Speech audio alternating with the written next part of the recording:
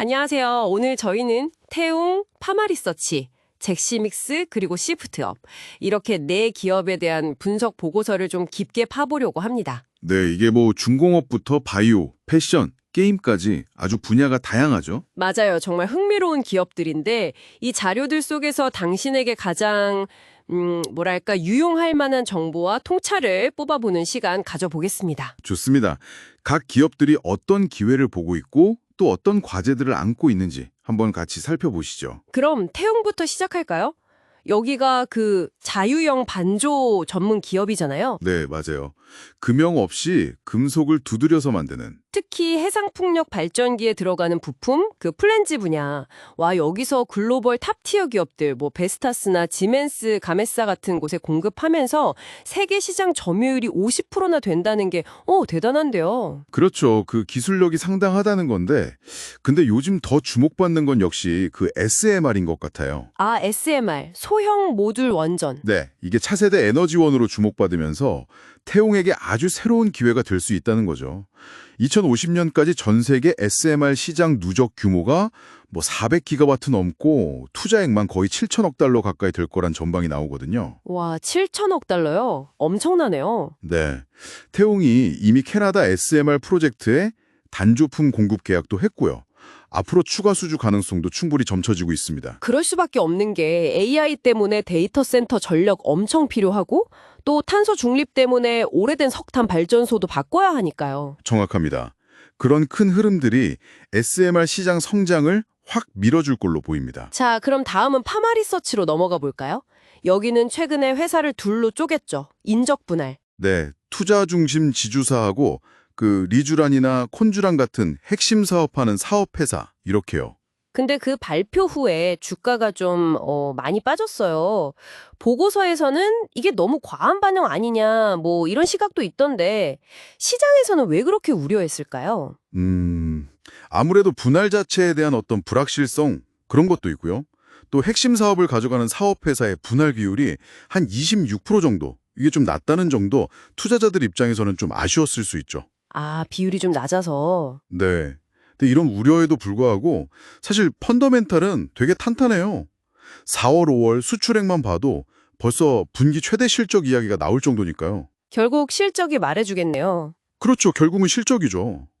회사에서도 2029년까지 매출 1조 원, 뭐 주주 환원율 30% 유지 이런 목표들을 제시했고요. 목표는 확실한데. 다만 한 가지 그 CBC 기업 주도형 벤처 캐피탈이 들고 있는 ICPS 전환상환호선주 있잖아요. 이게 나중에 주식으로 전환돼서 시장에 풀릴 수 있다는 부담감, 그 오버행 가능성은 여전히 좀 남아있는 위험 요인이긴 합니다. 네, 그건 좀 지켜봐야겠군요. 자, 이번엔 분위기를 바꿔서 패션, 잭시믹스로 가보죠. 여기는 중국 시장 공략이 아주 눈에 띄는데요. 오프라인 매장을 엄청 늘리고 있더라고요. 네, 맞아요. 올해 상반기에만 벌써 18개 열었고 연말까지 50개 목표 달성 가능성도 높다고 하니까 정말 공격적이죠. 중국 시장이 워낙 크긴 한데 경쟁도 만만치 않을 텐데요. 어떤 기회를 보고 이렇게 나서는 걸까요? 일단 중국 정부가 스포츠 산업을 키우려는 정책도 있고요. 또 애슬레저 룩이 트렌드잖아요. 이게 잭시믹스한테는 상당히 유리한 환경이죠. 아, 정책이랑 트렌드가 맞아 떨어지는군요. 네. 그리고 더 흥미로운 건 보고서 분석을 보면요. 중국 스포츠웨어 시장에서 기존의 그 큰 글로벌 브랜드들 점유율은 오히려 좀 떨어지고 있대요. 대신 새롭고 좀 트렌디한 브랜드를 찾는 소비자들이 늘고 있다는 거죠. 정말요. 그럼 잭시믹스한텐 진짜 기회겠네요. 그렇죠. 바로 그 틈을 파고들어서 매장 확대로 인지도를 확 끌어올리고 이걸 이제 수익으로 연결하겠다는 전략인 거죠. 하반기에는 국내에서 스위머웨어랑 이너웨어 쪽으로도 확장한다고 하니 그것도 지켜볼 만하고요. 네, 시장 변화를 잘 읽고 움직이는 것 같네요. 자, 마지막으로 게임사 시프트업입니다. 여기는 뭐 승리의 여신 니케가 중국에서도 잘 됐고 스텔라 블레이드도 반응 좋았고 기업 가치가 3조 원 넘었다면서 관심이 뜨거웠죠. 네, 단기적인 이슈들은 이제 어느 정도 지나갔다고 볼 수 있는데 장기적으로 보면 역시 IP, 이 지식재산권의 힘이 중요합니다. 그렇죠. 게임은 IP 싸움이니까. 네, 니케랑 스텔라 블레이드 둘 다 그냥 게임만 성공한 게 아니라 팬덤이 워낙 강해서 관련 굿즈 매출 같은 거 있잖아요. 이런 IP 확장 가능성을 제대로 보여줬어요. 1분기 굿즈 매출만 250억 원 이상으로 추정될 정도니까요. 와, 굿즈 매출이 그렇게나 대단하네요. 그렇죠. 스텔라 블레이드는 또 PC 버전 나오면 시리즈로 갈 가능성도 더 커졌고요.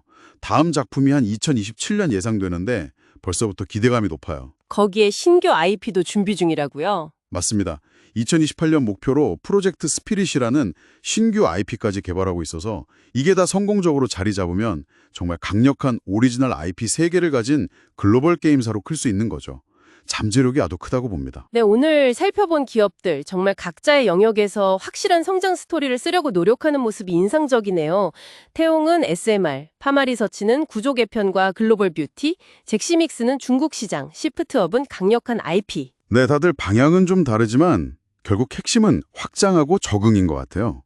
새로운 시장, 새로운 기술, 변하는 환경에 맞춰서 기회를 잡으려는 거죠. 자, 이런 다양한 전략들 당신이 보시기엔 어떤가요? 글쎄요, 이게 참 흥미로운 지점인데 태용이나 시프트업처럼 미래 기술이나 디지털 콘텐츠에 크게 베팅하는 전략이 있는가 하면 파마리서치나 잭시믹스처럼 이미 존재하는 거대 시장을 파고드는 전략도 있죠. 기술 기반 확장과 시장 침투형 확장. 당신의 관점에서는 어떤 전략이 더 매력적으로 보이시나요?